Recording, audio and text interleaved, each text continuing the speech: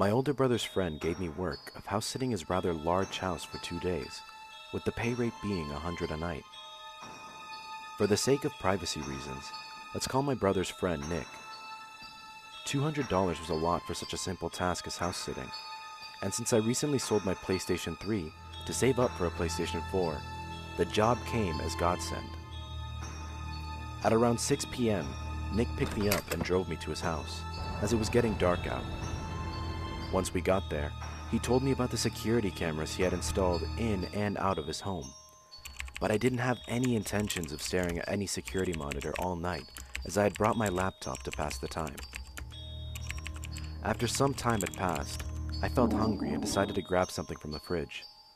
But as I got up to make my way down, I saw movement out of the corner of my eye from the monitor.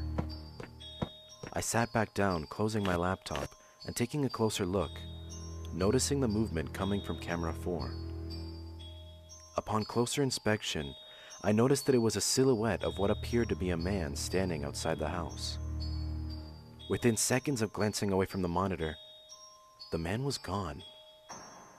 At that very moment, I heard glass shatter somewhere downstairs, causing me to immediately look at the cameras, noticing him crawling in through the basement window at an alarming rate. I started to panic, watching him climb the basement stairs with a knife clenched in his hand. I quickly locked the door to my room and dialed 911, explaining everything. I watched the monitor, terrified to see the man on the same floor as mine, desperately opening and closing the doors, looking for anyone to cross his path. I pressed my ear against the door, straining to hear his now slowed footsteps approach my door as he attempted to open it. Realizing I was in there, he began to shout and pound on the door aggressively, frightening me to the very core. As I sat there shaking, I heard sirens in the distance, steadily getting louder and louder.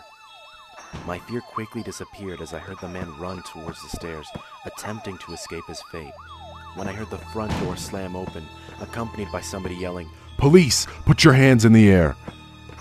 Moments later, I walked downstairs and saw the intruder in a pair of handcuffs being escorted to the police cruiser.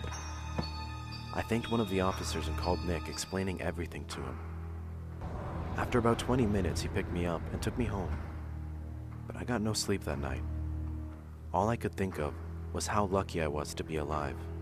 And if the cops hadn't shown up when they did, I wouldn't be here to tell this story.